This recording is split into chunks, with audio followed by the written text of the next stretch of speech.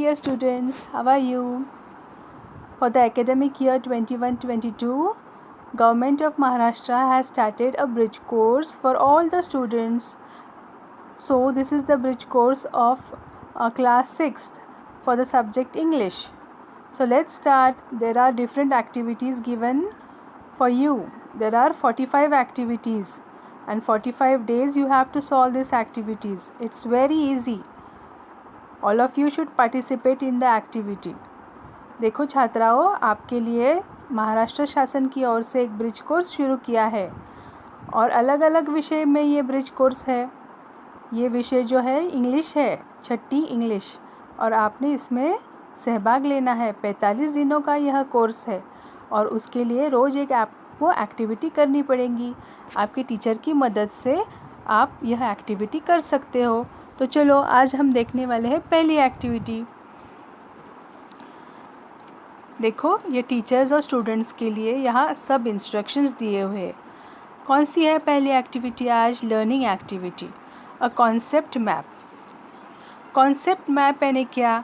आपको एक आकृति हम दिखाएंगे यहाँ और उस आकृति को देख के टीचर वहाँ लिखेंगी उस कॉन्सेप्ट का नाम.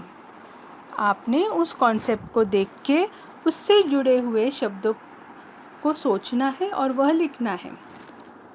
मैं आपको एक उदाहरण के तौर पे बताती हूँ. देखो पहली एक्टिविटी है कॉन्सेप्ट प्लांट. अभी देखो एक आकृति में बताऊँगी यहाँ. ये क्या दिख रहा है? What do you see in the picture? Yes, it is a plant. यह एक पौधा है. पौधे को हम इंग्लिश में प्लांट कहेंगे. Observe the diagram carefully and think of the words related with the plant. कौन कौन से शब्द आपको मतलब मन में आते हैं ये प्लांट देखकर? देखो उसके अलग अलग भाग दिख रहे हैं ना. चलो कुछ सोचे हैं आपने? मैं आपको उसका वर्णन और अधिक विस्तृत तरीके से बताती हूँ. देखो यह है एक प्लांट और उसके अलग अलग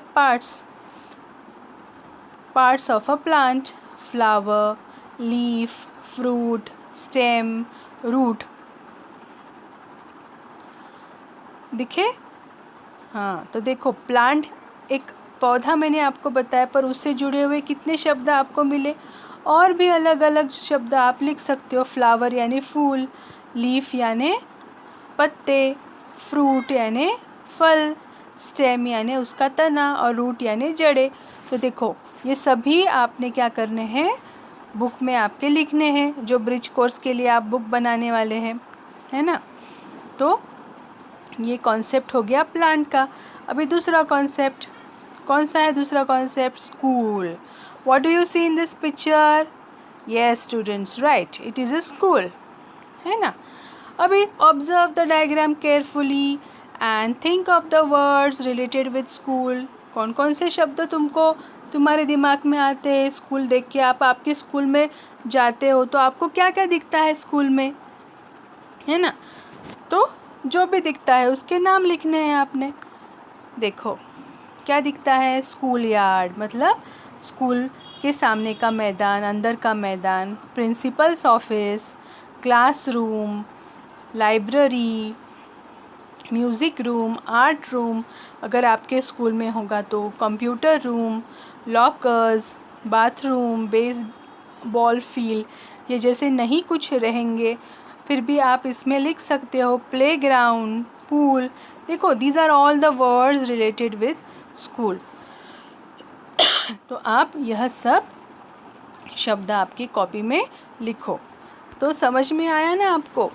देखो ये जो प्लान की एक्टिविटी आपको मैंने दी थी ना, तो ऐसे स्मॉल सेंटेंसेस भी आप बना सकते हैं कि जैसे plant has a stem, plant has roots, plant has flowers, plant has leaves. ये वाक्य जैसे आप लिख सकते हो, है ना. तो और स्कूल के भी कुछ आइडियाज़ यहाँ दिए हैं. Benches, uniform, games, teachers, headmaster, book, notebook, bell. उसके बाद ये सभी चीज़ें और मैंने कुछ पहले बताई हुई चीज़ें. तो देखो ये सब को आपने कॉन्सेप्ट मैप में लिखना है। तो मैंने जो भी आपको बताया है ना, ये जो चीज़ें बताई है वो सब आपने कॉन्सेप्ट मैप में लिखनी है। Thank you.